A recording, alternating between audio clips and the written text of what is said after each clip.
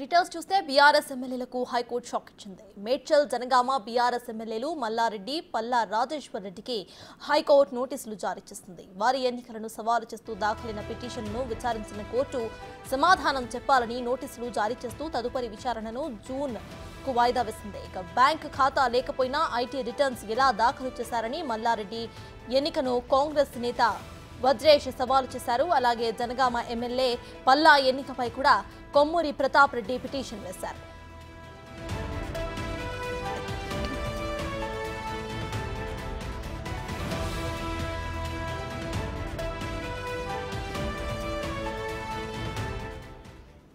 ఇదే విషయంపై డీటెయిల్స్ ను మా అసోసియేట్ ఇన్పుట్ ఎడిటర్ నగేష్ అందిస్తారు. నగేష్, చెప్పండి, ఇటు ఎమ్మెల్యేలు మల్లారెడ్డి మరియు పల్లా రాజేశ్వర్ రెడ్డికి హైకోర్టు నోటీసులు జారీ చేసింది. దీన్ని ఎలా చూడాలంటారు?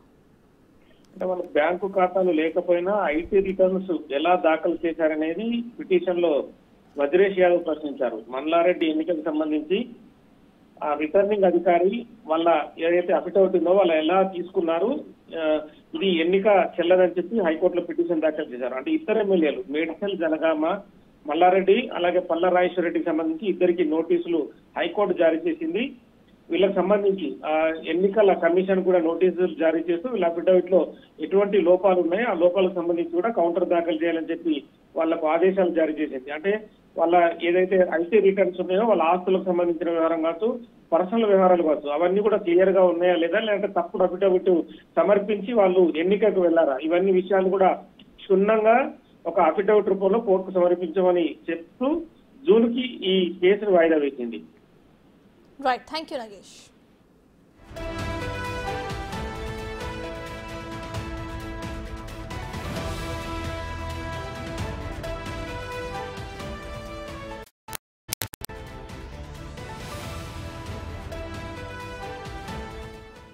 బీఆర్ఎస్ ఎమ్మెల్యేలకు హైకోర్టు షాక్ ఇచ్చింది. మేడ్చల్ జనగామ బీఆర్ఎస్ ఎమ్మెల్యేలు మల్లారెడ్డి, పల్లా రాజేశ్వర్ రెడ్డికి హైకోర్టు నోటీసులు జారీ చేసింది.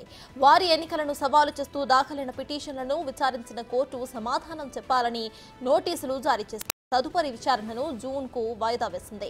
బ్యాంకు ఖాతా లేకపోయినా ఐటీ రిటర్న్స్ ఎలా దాఖలు చేశారని మల్లారెడ్డి ఎన్నికను కాంగ్రెస్ నేత వజ్రేష్ సవాలు చేశారు.